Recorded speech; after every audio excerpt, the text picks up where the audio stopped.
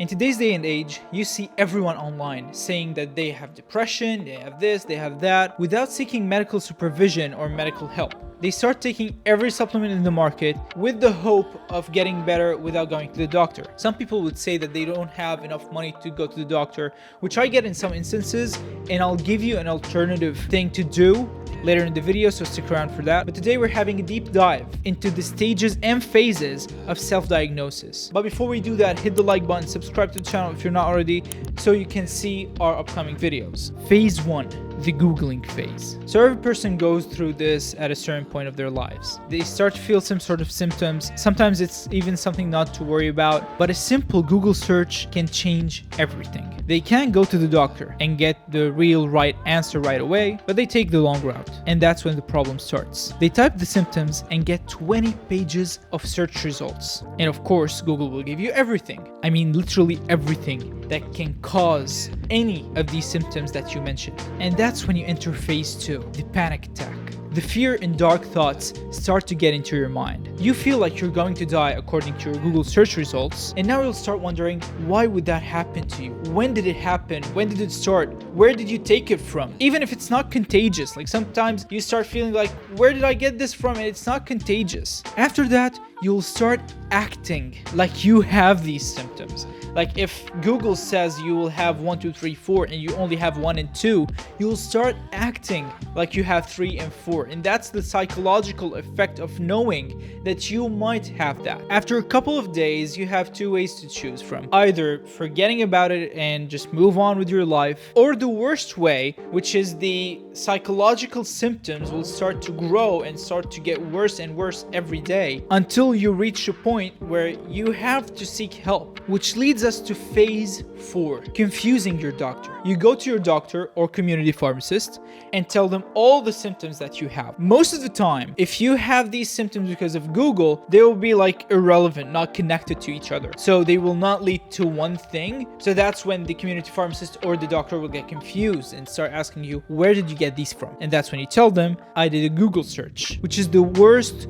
couple of words that you can tell to any healthcare provider anywhere in the world. Because of that, most of the time, not always, they will request blood work. Of course, depending on your case. When your blood work comes in, you'll feel relief that you didn't have that deadly disease that Google told you have. And then the doctor will tell you, like, go take this medicine, go add something to your lifestyle, work out, stop smoking, whatever it is that helps you to deal with what you have, depending on your case. You go out of the doctor's office, and then you also have 2 ways. Either doing what the doctor told you and just stay wherever you are in your life and don't get into other people's lives, or tell all your neighbors that now you're the expert and you're the community pharmacist of the neighborhood and start spreading rumors and start spreading your knowledge about medical supervision that you learned from your experience. And that's phase 5. I've been through that. I'm an expert. So when I used to work at a pharmacy, they would come to our pharmacy and tell us,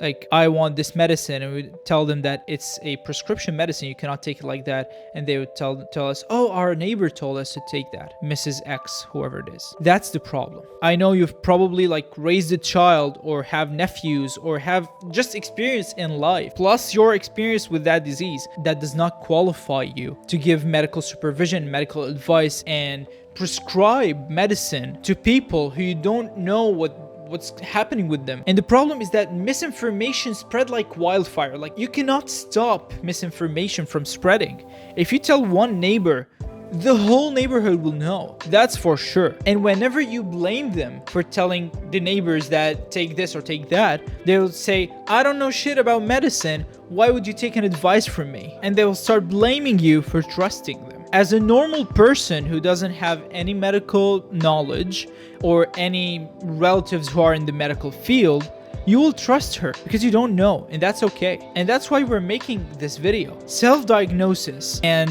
having the medical knowledge because of an experience does not qualify you to give medical advice. Self-diagnosis is wrong. Do not do that.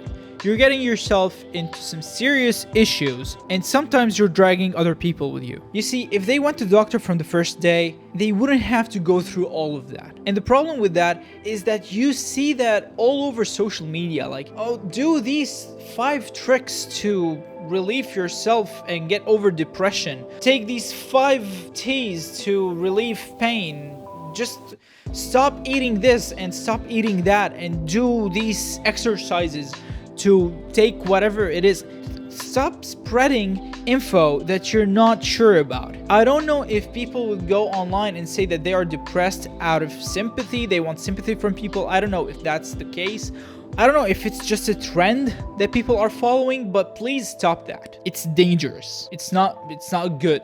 Some people would not believe me if I say something online, because it's online. Like, we lost our reputation, we lost our trust because of people who does not have any relationship with medicine and not have the medical knowledge. And I will say that a lot of people don't have the medical certificate, but they have a lot of medical knowledge, more than most pharmacists that I know. Like, let's say More Plates, More Dates, Derek. He knows a lot about pharmaceuticals. Stuff that I even didn't know. I didn't get in college. I just learned from him. I'm not saying that everyone is sharing misinformation, but most information that you're getting online is not something to be trusted. Like, take it with a grain of salt. And getting back to like seeking medical help without money. If you feel like you have symptoms or you have anything and you need medical supervision, go to your community pharmacist. Go to any pharmacy and ask for the pharmacist. They will be more than happy to help you. That's our jobs.